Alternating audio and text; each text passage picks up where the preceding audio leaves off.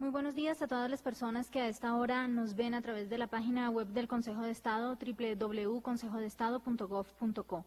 Bienvenidos a su espacio Consejo de Estado en línea de cara al país, que busca acercar la corporación a los ciudadanos por medio de estas videoconferencias que se realizan 2 veces al mes. Pueden hacernos llegar sus preguntas a la cuenta de Twitter @Consejo de Estado o al correo electrónico conferencias@consejodestado.ramajudicial.gov.co. Agradecemos la presencia aquí en la sala de audiencias del Consejo de Estado a los estudiantes de la Universidad Los Libertadores y también a magistrados auxiliares de la sala de consulta del Consejo de Estado y también de la sección segunda. En el día de hoy nos acompaña el magistrado auxiliar de la sala de consulta, el doctor Juan Manuel Laverde Álvarez, quien hablará sobre procedimiento administrativo sancionatorio.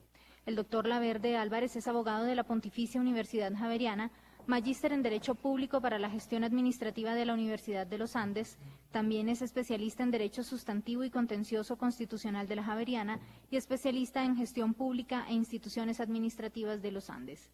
Se desempeñó durante 10 años como asesor de la Superintendencia Bancaria de Colombia, hoy Superfinanciera, y como abogado del Departamento Jurídico del Banco de la República, y desde el 2008 ejerce su profesión en el Consejo de Estado. Además, ha sido docente universitario en pregrado y posgrado por más de 18 años. Es autor del libro Manual de Procedimiento Administrativo Sancionatorio, recientemente publicado por Editorial Legis. Doctor Laverde, muy buenos días y bienvenido. Buenos días a todos quienes nos escuchan y nos ven vía streaming, vía Twitter, alumnos de la Universidad Los Libertadores, de la Universidad Autónoma Latinoamericana, señores magistrados auxiliares del Consejo de Estado, funcionarios y empleados del Consejo de Estado, presentes todos. Mil gracias por la invitación que se me ha formulado por la presidencia del Consejo de Estado para participar en esta conferencia sobre procedimiento administrativo sancionatorio. En primer lugar, voy a hacer una breve introducción relacionada con los antecedentes del Código de Procedimiento Administrativo y de lo Contencioso Administrativo, por supuesto una mención a la Constitución Política para luego presentar una tesis que quiero compartir con ustedes en relación con la nueva regulación que trae el Código de Procedimiento Administrativo y de lo Contencioso Administrativo sobre este procedimiento sancionatorio. De esta manera, pues recordar que en vigencia de la Constitución de 1886 se expidió el Decreto 01 del 84, Código Contencioso Administrativo.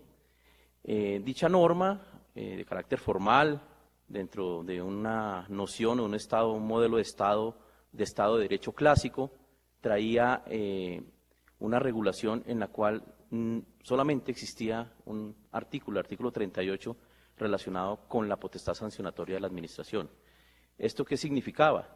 Que evidentemente pues había un vacío normativo sobre el procedimiento administrativo sancionatorio y las actuaciones administrativas sancionatorias debían tramitarse bajo el procedimiento general que establecía ese Código Contencioso Administrativo, generando, por supuesto, por un lado, inseguridad jurídica, en la medida en que pues, las normas aplicables a las actuaciones sancionatorias, pues, por su carácter material y por su finalidad, pues son diferentes a las que se aplican a un procedimiento general, y por el otro, pues claramente existía, digamos, una especie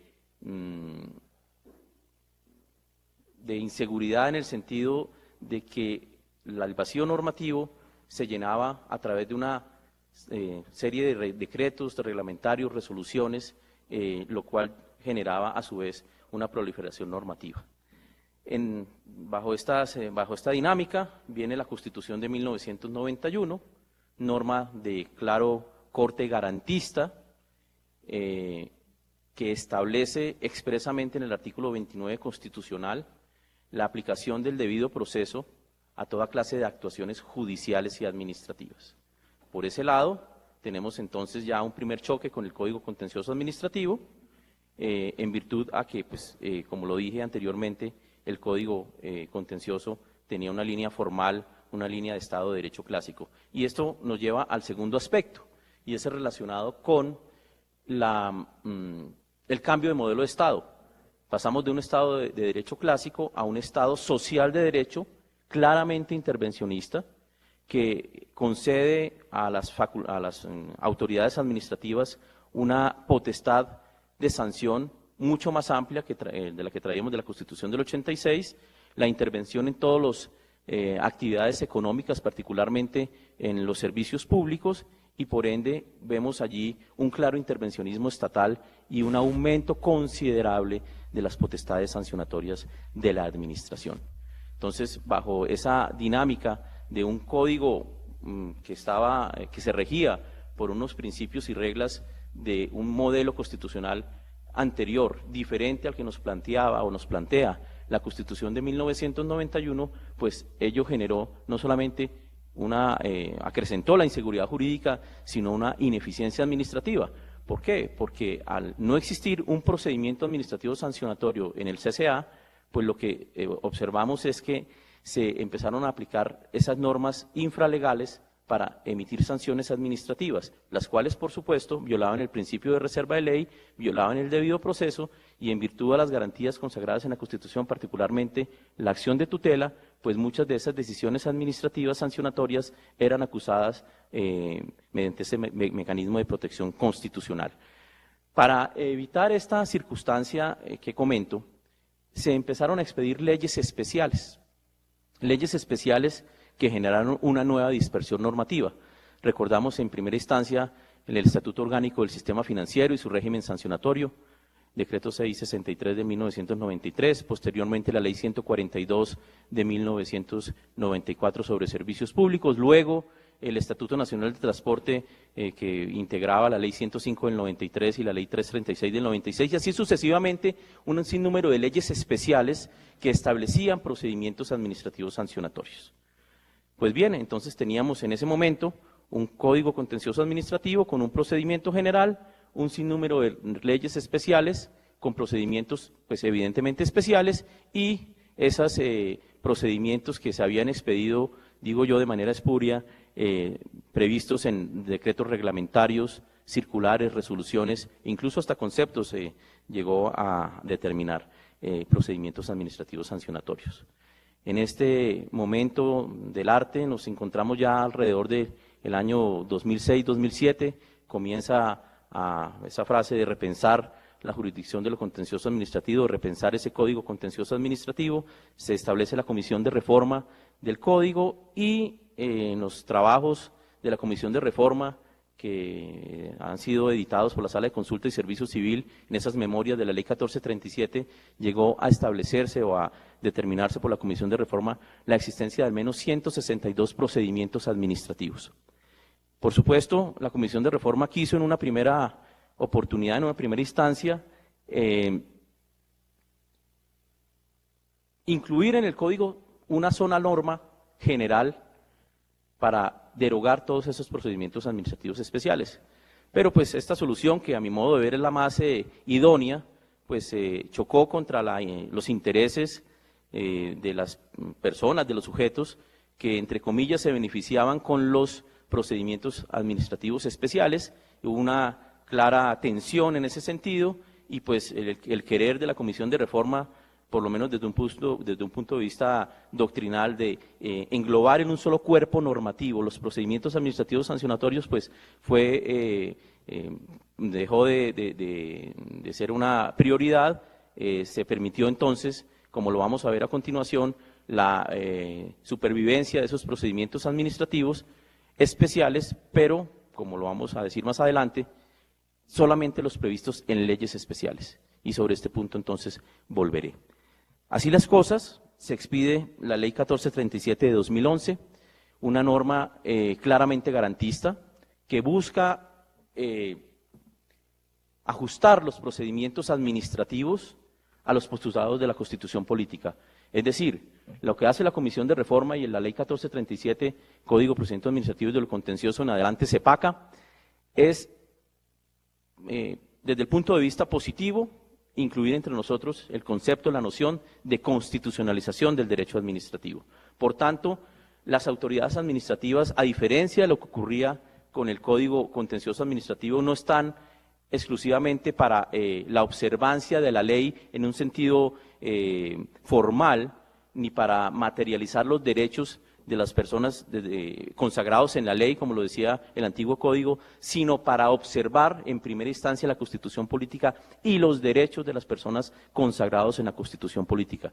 De esta manera, estamos claramente, desde el punto de vista del derecho positivo, una constitucionalización del derecho administrativo con un anclaje directo en los postulados constitucionales y, por supuesto, la primera norma que debe revisar cualquier autoridad administrativa, pues es la Constitución política.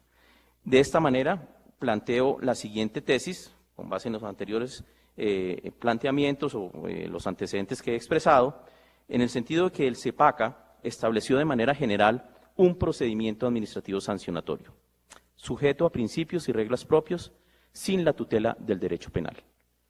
El procedimiento administrativo sancionatorio exige su interpretación, entonces, de conformidad con la Constitución política, dado su carácter normativo y la necesidad de observar el principio de supremacía constitucional como eje para las actuaciones administrativas sancionatorias. De esta manera, una vez analizado el procedimiento administrativo sancionatorio, que por primera vez y de manera general se establece en el CEPACA, pues hemos llegado a la definición de una serie de problemas jurídicos que pretendo plantearles a ustedes y que, por supuesto, espero que en esta charla podamos solucionar. El primero, las garantías del debido proceso que el CEPACA desarrolla para el procedimiento administrativo sancionatorio son suficientes frente a las exigencias constitucionales en la materia. Segundo, ¿qué aspectos del procedimiento general previsto en el CEPACA deberán aplicarse al procedimiento administrativo sancionatorio? Y tercero, frente a la existencia de numerosas normas especiales que regulan procedimientos sancionatorios, ¿cómo se aplica el procedimiento administrativo sancionatorio del CEPACA? Y para la solución de estos problemas jurídicos, entonces, pues, desde el punto de vista argumentativo, debo partir de un presupuesto fundamental, y es, como lo dije anteriormente, que el CEPACA tiene su anclaje directo en la Constitución política. Por tanto, el análisis del derecho constitucional al debido proceso es un elemento fundamental para el entendimiento del procedimiento administrativo sancionatorio. Y en este sentido, vamos a empezar por tal vez por unas pequeñas omisiones que a su pesar de la Comisión de Reforma, pues quedaron en el Código. Fundamentalmente, como vemos en el artículo 3, en relación con los procedimientos administrativos, se observa que allí existen unos principios ordenadores de la función administrativa y particularmente del procedimiento administrativo. Y aquí también remarco una diferencia fundamental con el CCA, y es que en el CCA existía claramente estos principios, o algunos de estos principios, pero con un carácter orientador. En el Código actual, los principios tienen un carácter normativo, en virtud a su anclaje constitucional. En esa medida, como se observa, uno de esos principios de las actuaciones administrativas es el del debido proceso. Y en ese sentido me permito leer el numeral primero del artículo 3 del Código, que señala lo siguiente: en virtud del principio del debido proceso, las actuaciones administrativas se adelantarán de conformidad con las normas de procedimiento y competencia establecidas en la Constitución y la ley, con plena garantía de los derechos de representación, defensa y contradicción. Entonces, acá vemos claramente un desarrollo del artículo 29 constitucional que evidentemente trae estos mismos derechos y garantías. Y a renglón seguido dice, de manera específica, en materia administrativa sancionatoria, se observarán adicionalmente los principios de legalidad de las faltas y de las sanciones, de presunción de inocencia, de no reformatio impeius y del non bis in idem. Hecha esta lectura, ¿qué podemos hacer en relación con esta interpretación que planteo desde el punto de vista constitucional? Pues una doble columna entre el artículo 29 constitucional y el artículo 3 numeral primero. Y al rompe, evidentemente, se puede apreciar que hay dos principios que son fundamentales en cualquier actuación administrativa sancionatoria, que no aparecen mencionados en ese artículo 3 numeral primero. Me refiero particularmente al principio de favorabilidad y al principio de proporcionalidad. En relación con el principio de favorabilidad, pues el artículo 29 constitucional señala que la norma en materia penal, dice el artículo 29 constitucional, me permito leer.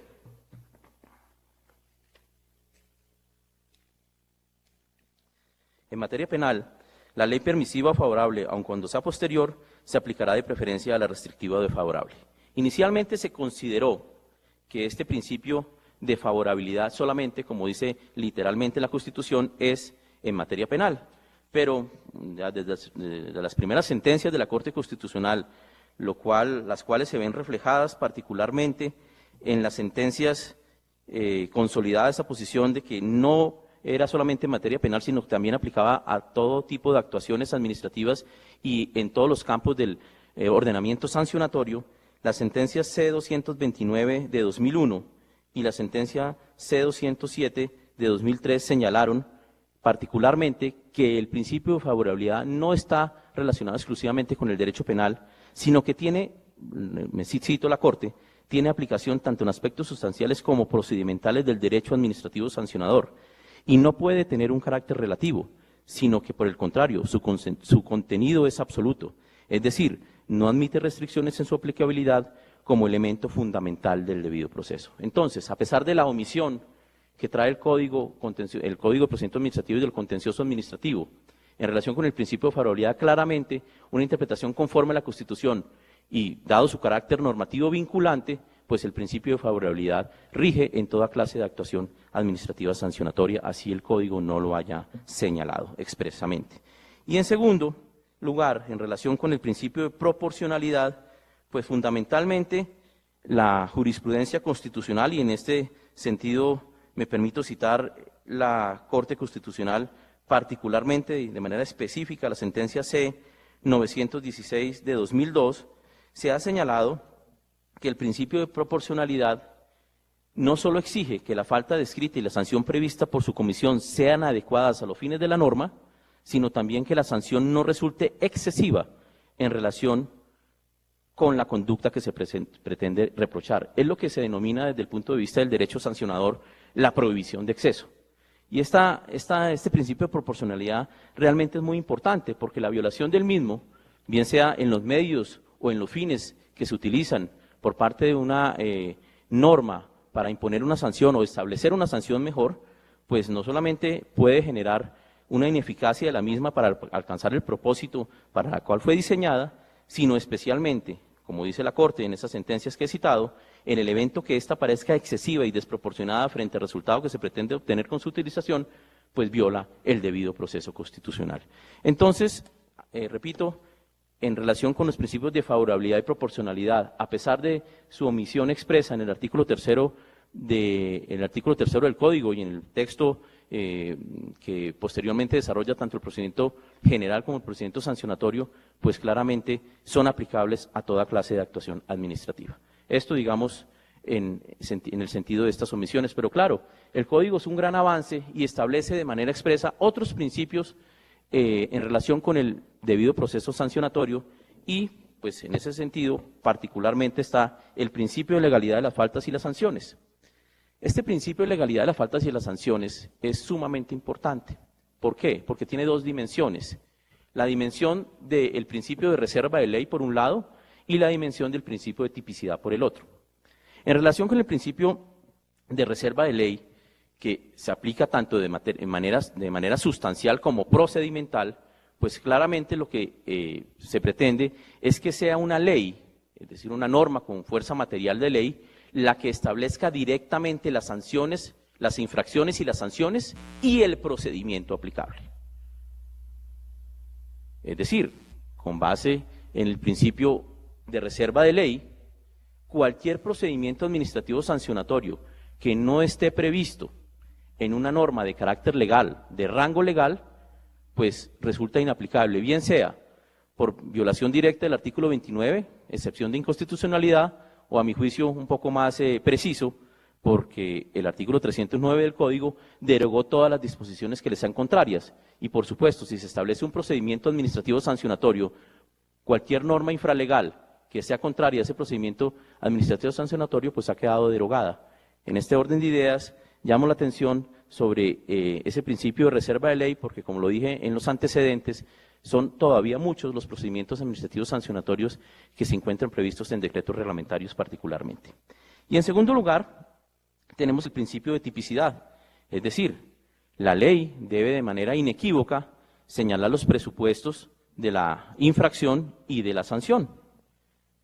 Y en esto es importante citar no solamente la Corte Constitucional, que por supuesto ha abanderado este principio de tipicidad, sino en una sentencia del Consejo de Estado muy reciente, me refiero a la sentencia del 18 de septiembre de 2014, consejero ponente Guillermo Vargas Ayala, pues el Consejo de Estado hizo énfasis en este principio de tipicidad en los siguientes términos. Debe precisarse que la flexibilidad del principio de legalidad no puede tener un carácter extremo, al punto que se permita la arbitrariedad de la administración en la imposición de las sanciones o las penas. Por el contrario, en el derecho administrativo sancionador, el principio de legalidad exige que directamente el legislador, ojo, directamente el legislador, establezca como mínimo los elementos básicos de la conducta típica que será sancionada, las remisiones normativas precisas cuando haya previsto un tipo en blanco o los criterios por medio de los cuales se pueda determinar con claridad la conducta, al igual que exige que en la ley que se establezca la sanción, se determine los criterios para su imposición. Entonces, pues este principio de legalidad, repito, es muy importante y de él se hace expresa mención en ese artículo 3º, numeral 1 del Código. Segundo lugar, la plena garantía de los derechos de representación, defensa y contradicción. Cuando la norma habla de plena garantía no es un retoque cosmético del legislador, no es un adorno, sino precisamente lo que pretende relevarse allí es, por un lado, la presunción de inocencia, es decir, que toda persona se presume inocente mientras no se demuestre por parte del Estado su culpabilidad, y, por supuesto, dentro de la presunción de inocencia, lo que conocemos como el principio del indubio pro administrado, es decir, cualquier duda en la actuación sancionatoria cualquier duda en la actuación sancionatoria debe resolverse a favor del ciudadano, a favor de lo que antes denominábamos el administrado.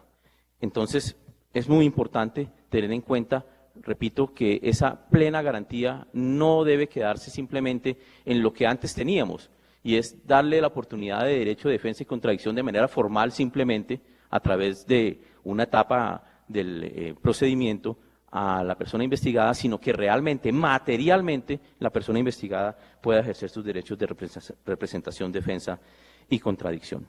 También menciona expresamente el principio de la no reformatio impellius, es decir, que cuando una persona haya sido sancionada y apele dicha sanción, pues el superior no podrá agravar la pena impuesta, y el principio del non bis in idem, que no solamente prohíbe la doble sanción, sino el doble juzgamiento.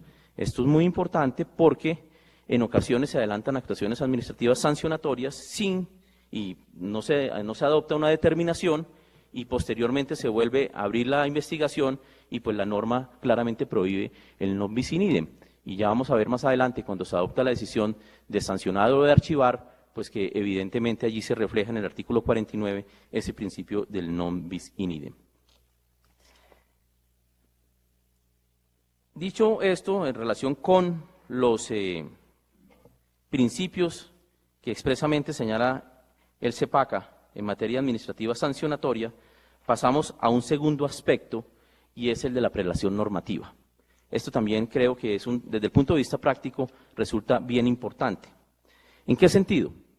Hemos dicho que no fue posible derogar todos los procedimientos administrativos especiales que preexistían al Código.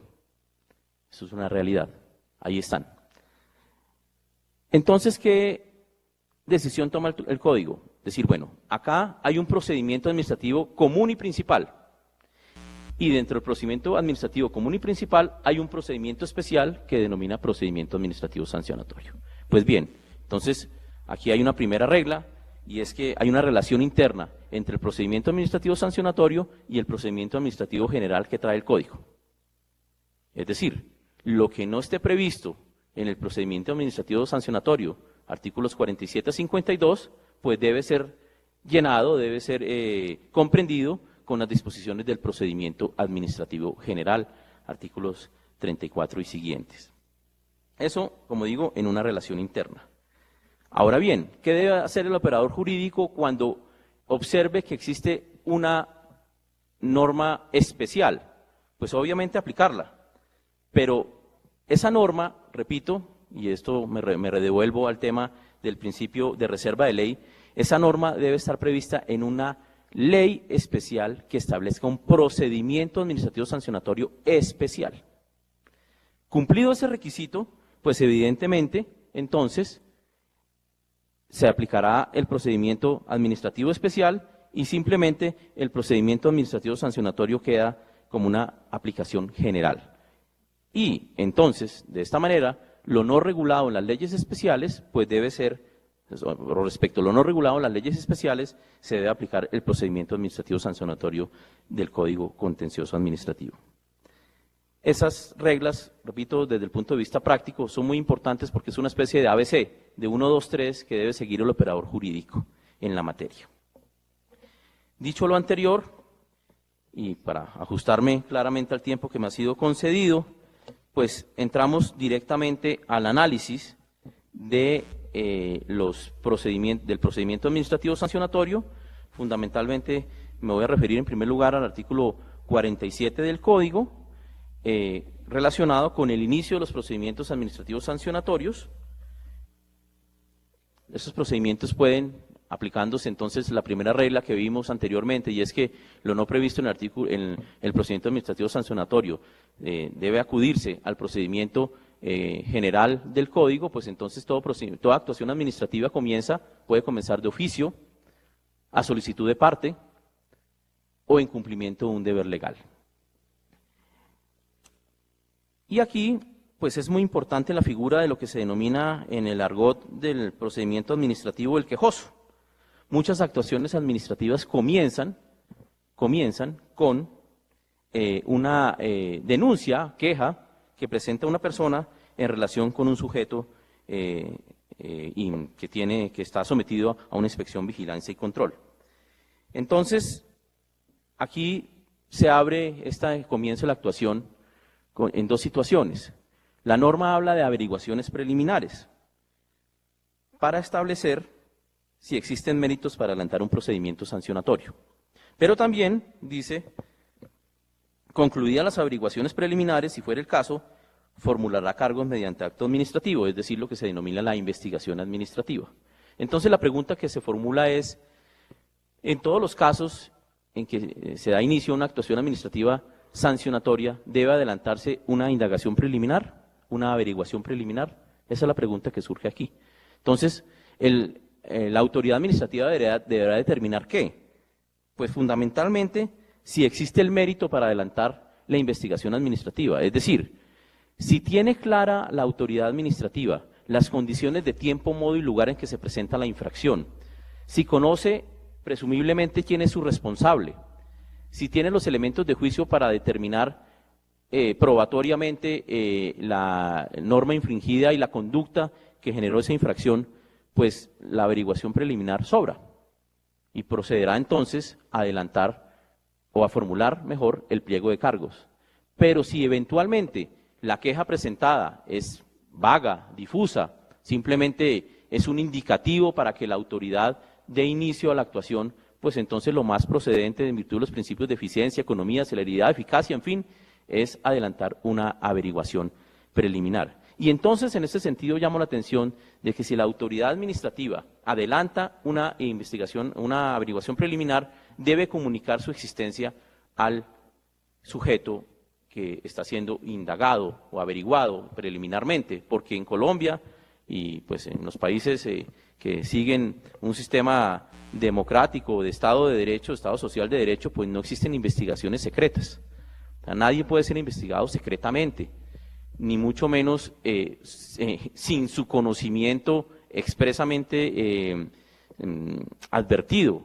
Esto es, los documentos que, por ejemplo, soportan una averiguación preliminar también deben ser conocidos por la persona que está siendo averiguada preliminarmente. Entonces, y, por supuesto, si la investigación o averiguación comenzó por una queja de un tercero, que en este caso ya no será tercero, sino tendrá los mismos derechos de parte, pues entonces la autoridad administrativa deberá comunicar también a ese tercero para que se haga parte en la actuación. Esto es un tema polémico, pero yo creo que es desde el punto de vista de los principios garantistas que rigen el Código y de la interpretación conforme a la Constitución del poder sancionador del Estado, creo, insisto, que no es posible adelantar averiguaciones secretas en materia administrativa sancionatoria. Muy bien, una vez entonces culmina esa etapa, se cuentan con los elementos de juicio suficientes para adelantar la investigación, pues entonces esta comienza con la formulación de un pliego de cargo. El artículo 47 señala el contenido del pliego de cargos. Señala, dice, con precisión y claridad, el acto administrativo debe contener los hechos que lo originan, las personas naturales o jurídicas objeto de la investigación, las disposiciones presuntamente vulneradas y las sanciones o medidas que serían procedentes. Entonces, es una mnemotecnia jurídica para el operador administrativo para que éste sepa cuál es el contenido del pliego de cargos. Ese pliego de cargos debe ser notificado personalmente a los investigados. Y contra dicho pliego de cargos no procede ningún recurso. Esto se ha discutido también, el tema de los recursos, pero pues claramente este es un acto de trámite, en primer lugar, y en segundo lugar es el que posibilita, como lo vamos a ver a continuación, que el investigado ejerza su derecho de defensa. Luego, pues realmente aquí la ausencia de recursos pues simplemente se fundamenta en principios de economía, celeridad y eficacia de las actuaciones administrativas. Una vez notificado el pliego de cargos, pues viene lo que se denomina, el código pues no lo denomina así, pero pues evidentemente en la lectura de la norma se advierte que es una etapa de descargos. Entonces señala el artículo 47, los investigados podrán dentro de los 15 días siguientes a la notificación de la formulación de cargos, presentar los descargos y solicitar o aportar las pruebas que pretendan hacer valer. Esto es un tema fundamental. ¿Por qué? Porque toda sanción administrativa se rige bajo el principio de la necesidad de la prueba. En este orden de ideas, corresponde al Estado, desde el punto de vista probatorio, tiene la carga de probar la infracción y la conducta que llevó a la comisión de la infracción y los elementos en que sustenta ese pliego de cargos. Y corresponde al investigado controvertir las pruebas allegadas en su contra. ¿Y cómo se controvierten las pruebas? Pues no con alegaciones, no con argumentos, sino con otras pruebas. Luego, entonces, en un primer lugar, la carga probatoria corresponde al Estado, pero una vez se notifica el pliego de cargos, pues corresponde al investigado la carga de desvirtuar, ojo, desvirtuar las pruebas aportadas en su contra. Eso es lo que llamamos el derecho de contradicción. Y de esta manera, no solamente pueden ser aportadas por el investigado las pruebas, sino también solicitadas. Acá también hay un cambio fundamental. Recuérdese que en una primera etapa solamente se decía que se podían aportar pruebas. Hoy en día claramente pueden solicitarse pruebas y ya lo vamos a ver con el artículo 48 que puede abrirse un periodo probatorio. Y viene un fragmento de ese último inciso del artículo 47 bastante polémico. Dice, serán rechazadas de manera motivada las inconducentes, las impertinentes y las superfluas y no se atenderán las practicadas ilegalmente. Es decir, aquí claramente la autoridad administrativa puede rechazar las pruebas. Claro, esa no es una decisión discrecional, es una decisión que por lo menos tiene unos elementos reglados y es que podrá rechazar las inconducentes, las impertinentes y las superfluas. Esto es muy importante. Ahora bien, nótese que la norma guarda silencio sobre el acto de rechazo de pruebas. Es decir, no señala si contra ese acto de rechazo de pruebas proceden recursos. Eso es un tema fundamental, ¿por qué? Ya lo digo, es con las pruebas aportadas o solicitadas que se ejerce verdaderamente el derecho de defensa y contradicción. Pero la administración tiene la potestad de rechazar las pruebas según los lineamientos que he señalado.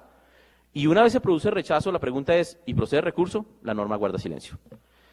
En una interpretación ortodoxa, válida por supuesto, pero ortodoxa, debe acudirse entonces, como lo dije al comienzo, al artículo 40, es decir, a la parte general del Código, ya que en el procedimiento especial sancionatorio no se establece una regla especial, pues entonces debemos acudir a la regla general. Y el artículo 40 señala expresamente que contra el acto que decida la solicitud de pruebas no proceden recursos. Puede pensarse desde el punto de vista ortodoxo que efectivamente en una actuación administrativa sancionatoria, pues contra el acto que rechace pruebas no proceden recursos. Y repito, tiene su fundamento. Pero desde el punto de vista de lo que, recuerden, cuando hablaba del retoque cosmético del legislador, artículo 3º, numeral 1, de los principios del anclaje constitucional y, ojo, de los tratados internacionales de derechos humanos, particularmente la Convención Americana de Derechos Humanos en su artículo 8 sobre las garantías del debido proceso, pues este tipo de decisiones debe permitir la procedencia del recurso, al menos del recurso de reposición. Entonces creo que en esa lectura garantista, pues, y ante el silencio de la norma especial, pues no creo que debamos acudir directamente a la norma general, sino hacer un análisis conforme a la Constitución y por tanto permitir que el ciudadano, el sujeto investigado, presente recurso contra esa decisión de la administración. Y es curioso que en esta norma general que consideramos garantista y que creo que esa era la intención de los autores de este código, es curioso que allí no se haya incluido esta posibilidad. ¿Por qué? Porque normas anteriores especiales establecen la posibilidad de interponer recursos contra el auto que rechace pruebas. Y me refiero particularmente al Estatuto Orgánico del Sistema Financiero, artículo 208, numeral 4, que señala que contra el acto que deniegue total o parcialmente las pruebas solicitadas procede el recurso de reposición. Y en materia ambiental, la Ley 1333 de 2009, expresamente en el artículo 26, dice en el parágrafo: contra el acto administrativo que niegue la práctica de pruebas solicitadas procede el recurso de reposición. Luego, por lo menos es paradójico que normas especiales que se supone tienen un ajuste mayor en relación con los derechos de las personas, dada, en el caso del Estatuto Orgánico del Sistema Financiero, la finalidad de proteger la confianza del público en el sector financiero, y en materia ambiental, pues ni se diga la protección del medio ambiente como un derecho casi que fundamental en nuestro ordenamiento jurídico, pues resulta curioso que allí sí se pueda interponer recursos contra el acto que deniegue la práctica de pruebas o que rechace pruebas, y en el procedimiento general no. Entonces, pues planteo esa solución. Por supuesto, es una opinión y no me cabe duda que las autoridades administrativas, pues algunas de ellas se irán por la posición ortodoxa de que ante el silencio de la norma aplican la norma general, es decir, el artículo 40, y por tanto contra dicha decisión no proceda recurso alguno.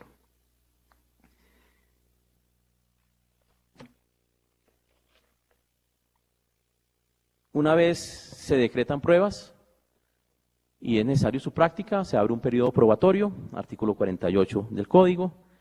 Señala la norma expresamente que esa etapa probatoria corresponde a un término de 30 días y que cuando sean 3 o más los investigados o las pruebas deban practicarse en el exterior, el término probatorio será de hasta 60 días. Eso como un primer aspecto. En un segundo lugar, viene el tema de cuáles son los medios probatorios que pueden utilizarse. Pues la norma no dice nada y entonces pues debemos acudir a la norma general, artículo 40 del Código ya citado, y allí se señala expresamente que en las actuaciones administrativas serán válidos todos los medios de pruebas señalados en el Código General del Proceso. Obviamente, es necesario, dentro de la práctica de las pruebas, pues la garantía de contradicción de las mismas, según también ese artículo 40. Vencido el periodo probatorio, hay un traslado para alegar. Ese traslado para alegar es por un término de 10 días para que los investigados presenten los alegatos respectivos. Y aquí, pues una sugerencia práctica, en los alegatos, la finalidad de los alegatos no es, de manera alguna, controvertir, a mi modo de ver, las opiniones o consideraciones de derecho de la entidad que ejerce la potestad sancionatoria, porque ya sabemos que en nuestro medio las autoridades administrativas pues parecen no equivocarse, y mucho menos en la interpretación de la norma. Ellos son muy conscientes de que su interpretación es la procedente, la válida. Entonces no debemos gastarle tiempo, digo yo, repito, como un asunto práctico, no debemos gastarle tiempo a controvertir el aspecto jurídico por supuesto debe controvertirse, pero lo importante aquí es controvertir el acervo probatorio, es decir, frente a las pruebas presentadas por la entidad de vigilancia y control, la controversia probatoria en los alegatos de conclusión da a desvirtuar las pruebas aportadas. Hacer una valoración, como sujeto investigado, de que esas pruebas aportadas en manera alguna demuestran mi responsabilidad por la infracción administrativa. A eso debemos gastarle bastante tiempo, porque en este tema de la valoración probatoria creo que existen aún vacíos en la práctica administrativa. Entonces, hay una necesidad por parte del investigado de controvertir probatoriamente esas pruebas presentadas en su contra.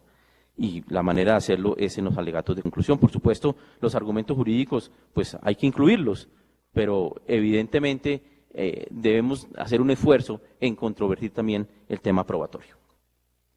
Posteriormente viene el artículo 49, que señala el contenido de la decisión. Así como la norma del artículo 47 nos indicaba cuál es el contenido del acto de formulación de cargos, el artículo 49 de una manera didáctica señala cuál es el contenido del acto sancionatorio. Y entonces dice lo siguiente: el acto administrativo que ponga fin al procedimiento administrativo de carácter sancionatorio deberá contener, primero, la individualización de la persona natural o jurídica a sancionar. Eso es obvio, es que incluso eso debe estar preciso desde el momento en que se formulan los cargos.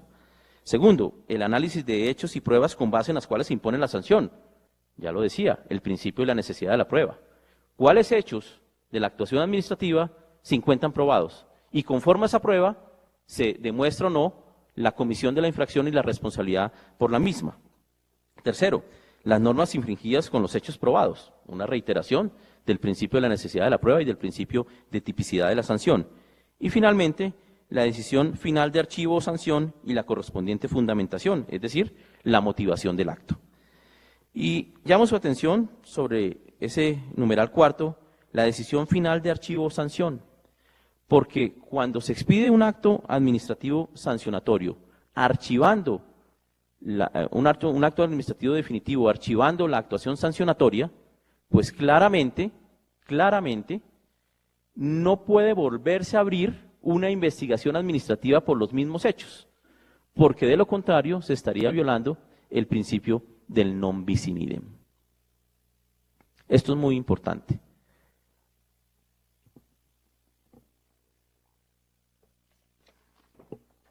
Ahora bien, nótese que la norma del artículo 49, una vez se expresa en el artículo 49 el contenido del acto sancionatorio, pasa inmediatamente al artículo 50 sobre graduación de las sanciones. Es decir, parte del supuesto de que el sujeto va a ser sancionado. Claro, obvio, si no, pues entonces, ¿para qué le gradúan la sanción? Pero olvida un tema importantísimo, guarda silencio, y es los eximentes de responsabilidad. Porque si no pudiéramos hablar de eximentes de responsabilidad en materia administrativa sancionatoria, pues claramente se entendería que toda actuación administrativa sancionatoria puede llevar a la imposición, o debe llevar a la imposición de una sanción. Y pues la norma expresamente dice la decisión final de archivo o sanción, es decir, se le pueden archivar. Y si la archivan es porque hay una causal eximente, pero la norma de nuestro Código de Procedimiento Administrativo y de lo contencioso administrativo guarda silencio sobre los eximentes de responsabilidad. En este sentido, me permito plantear a ustedes, con base en el artículo 49 y 50, las siguientes causales eximentes de responsabilidad. Esto es una interpretación, por supuesto, doctrinal, porque aquí en el Código pues se guarda silencio sobre el particular. Ahora, muchas de estas eximentes que voy a exponer, pues por supuesto tienen fundamento en el artículo 50. En primer lugar, la causal eximente de antijuridicidad de la infracción tiene fundamento en el numeral primero del artículo 50, que dice daño o peligro generado a los intereses jurídicos tutelados. Es decir, la sanción se debe graduar conforme al daño o peligro generado a los intereses jurídicos tutelados. La pregunta es, ¿y si no hay daño? ¿Qué sucede? Pues que se le tiene que archivar. O sea, es una causal eximente de responsabilidad. Es decir, la conducta desplegada por el sujeto pasivo no es antijurídica. Es decir, hay ausencia de daño o peligro a los intereses jurídicos tutelados. En normas especiales, y eso también se discutió mucho en su momento, tenemos esa causal eximente de responsabilidad bajo lo que se conoce como lesividad. Dice el artículo 197 de la Ley 1607 de 2012. En las sanciones a que se refiere el régimen tributario nacional se deberán imponer teniendo en cuenta los siguientes principios. Segundo, lesividad. La falta será antijurídica cuando afecte el recaudo nacional. A contrario, si no se afecta el recaudo nacional, la falta no es antijurídica. Claramente, una eximente de responsabilidad en relación con la antijuridicidad de la infracción. Segundo, no sujeción. También existen normas jurídicas que señalan expresamente que un sujeto no es responsable de una sanción administrativa. Me refiero específicamente a la Ley Estatutaria 1581 de 2012 sobre habeas data. En esa ley se señala que las sanciones administrativas no pueden ser impuestas a las autoridades públicas. En el caso que una autoridad pública viole alguna de las obligaciones de la Ley 1581, no está sujeta a una multa administrativa, sino que esa actuación debe ser remitida a la Procuraduría General de la Nación. Es decir, pasamos de una responsabilidad administrativa a una responsabilidad disciplinaria. Tercero, culpabilidad.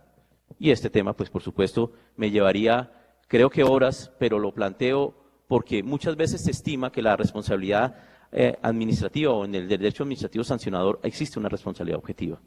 Yo planteo que evidentemente, como en cualquier clase de responsabilidad en el ejercicio del ius puniendi estatal, existe la necesidad de demostrar la culpabilidad de la persona y particularmente, y en eso creo que hay que ser estrictos, debe demostrarse o por lo menos plantearse si la conducta se genera o no, o la conducta que se pretende sancionar es a título de culpa o no. ¿Y de dónde lo sacamos? ¿De dónde planteamos esta eximente responsabilidad?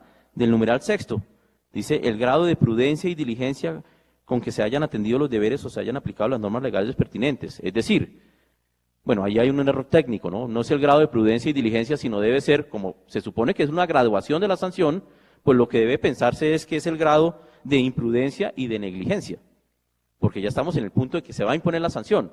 Pero entonces, para hablar del eximente de responsabilidad, pues preguntamos, ¿y si la persona actúa con prudencia, cuidado y diligencia, ¿es posible sancionarla? Pues por supuesto que no. Una persona no puede ser sancionada por actuar conforme a derecho.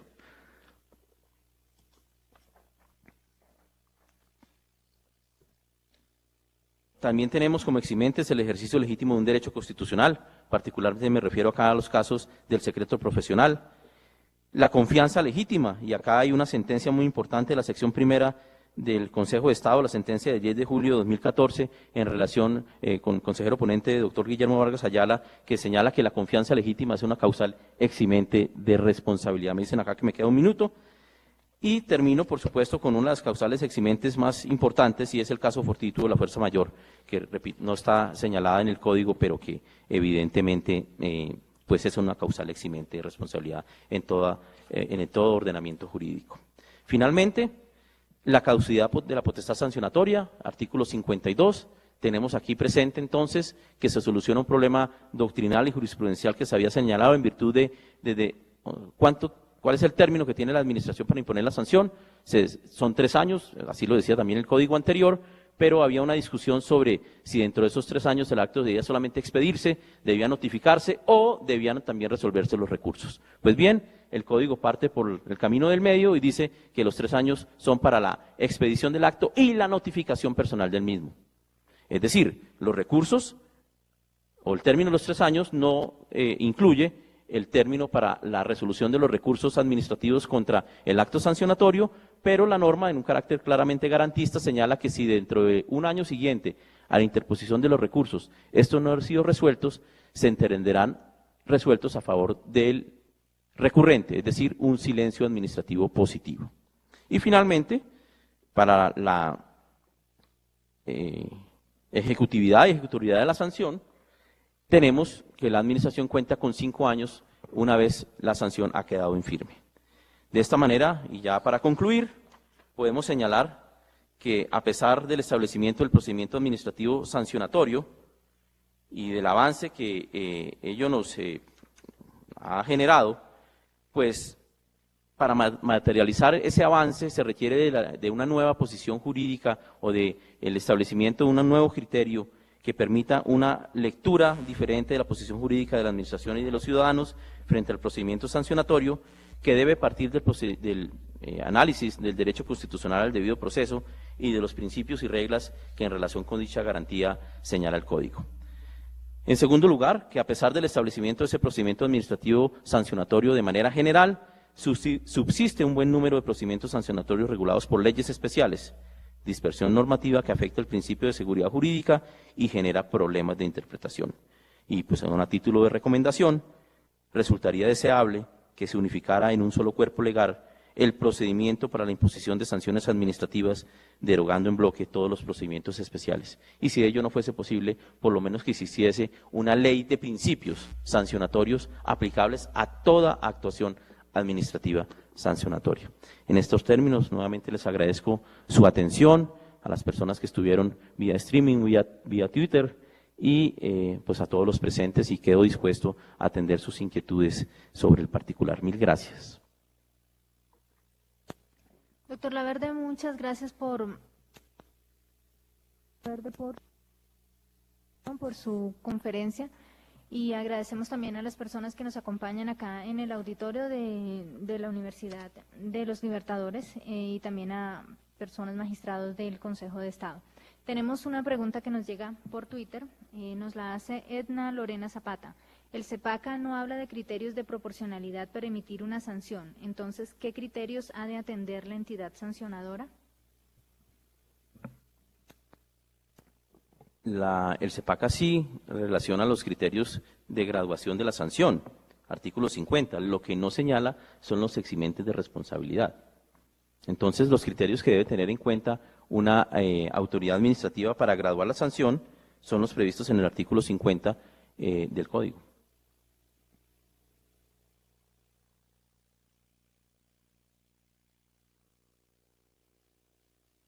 Creo que esa era la pregunta, ¿cierto? La otra pregunta también de Twitter es: ¿qué tratamiento se le debe dar a la persona que presenta una queja que puede dar inicio al procedimiento administrativo sancionatorio como peticionario o como parte o tercero interesado? Esa pregunta es muy interesante y pues acá tengo que retomar las palabras de un colega muy apreciado que habla de los procedimientos triangulares. Pues aquí inicialmente hay una relación jurídica entre el peticionario y la autoridad administrativa. Y por supuesto, esa relación jurídica que sea bajo el derecho de petición pues debe ser resuelta y atendida por la autoridad administrativa, pero a su vez da inicio a la actuación administrativa sancionatoria. Luego se genera realmente un procedimiento triangular. ¿Por qué? Porque el artículo 38 del Código señala que en el caso del quejoso, y particularmente de las actuaciones administrativas sancionatorias, el quejoso tiene los mismos derechos de la parte. Luego, entonces, el tercero, quejoso, antes tercero, ahora quejoso y con mismos derechos de parte, pues debe ser involucrado en la actuación administrativa sancionatoria.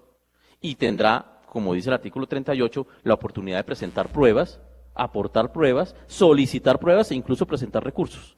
Entonces, digamos, inicialmente partimos de un derecho de petición, repito, que debe ser resuelto por la autoridad administrativa, pero al iniciarse ese procedimiento de esa actuación administrativa sancionatoria, pues también ese tercero debe recibir el mismo tratamiento de la parte, y por eso se habla de una relación triangular. Nos preguntan también: ¿qué significa que el procedimiento sancionatorio administrativo tenga carácter subsidiario y supletorio? ¿Subsidiario y supletorio es lo mismo? No, vamos por partes. Decíamos que teníamos una serie de procedimientos administrativos especiales previstos en normas anteriores al CEPACA.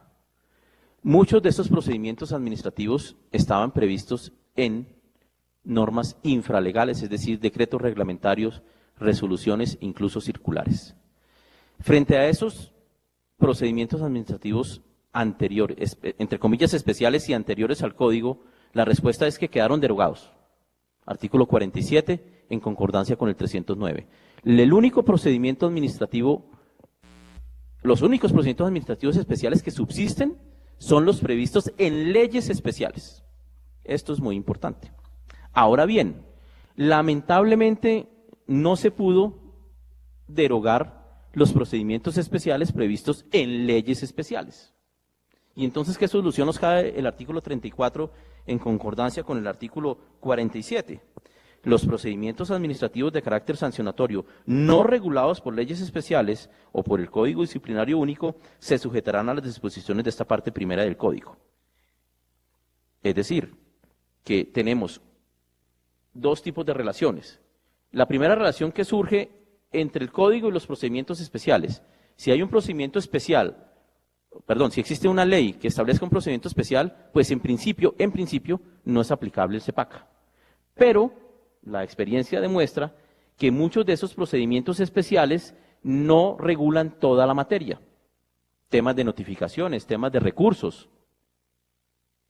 Entonces, ante los vacíos del procedimiento especial previsto en una ley especial, resulta aplicable el procedimiento administrativo sancionatorio del Código y las reglas también del procedimiento general del Código de procedimiento administrativo y del contencioso administrativo. Entonces, la conclusión es que el operador jurídico debe tener muy en cuenta que ante la existencia de un procedimiento administrativo especial, no debe centrar su actuación solamente en ese procedimiento administrativo especial, sino que debe tener en cuenta, al menos tener en cuenta, las reglas del Código de Procedimiento Administrativo y del Contencioso Administrativo para hacer una integración normativa entre la norma especial y la norma general.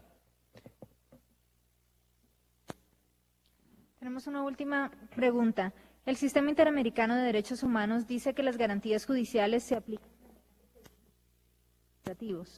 aplican también a procedimientos administrativos. En ese sentido, no poder recurrir la decisión que niega las pruebas atentaría contra el control de convencionalidad.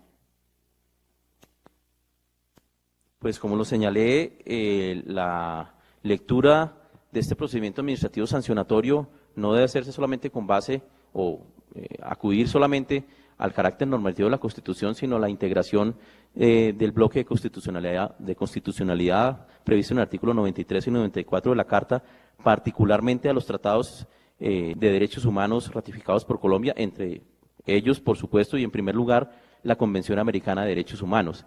En ese sentido, la posibilidad de interponer recurso, pues se haya fundada evidentemente en ese artículo 8 sobre las garantías que allá denomina judiciales, aunque la Corte Interamericana de Derechos Humanos de tiempo atrás ha dicho que no solamente son en procesos judiciales, sino en toda clase de actuación administrativa que se adelanten por las autoridades de los respectivos estados. En ese sentido, pues si vemos que el Código guarda silencio sobre la interposición de recurso respecto del acto administrativo que rechace pruebas, pues debe aplicarse esa convención americana y pues por supuesto allí pues puede ejercerse por parte del juez contencioso en su momento un control de convencionalidad, claro que sí. Doctor Laverde, muchas gracias por su participación en este espacio, Consejo de Estado en línea de cara al país, y también a todas las personas que nos siguieron y nos presentaron sus inquietudes en la cuenta de Twitter @Consejo de Estado. Los invitamos para que dentro de 2 semanas vuelvan y nos acompañen aquí en este auditorio de la Sala de Audiencias del Consejo de Estado. Tendremos y pues agradecemos también a las personas que nos acompañaron aquí, a los estudiantes de la universidad y del Consejo de Estado también. Muchas gracias y buen día.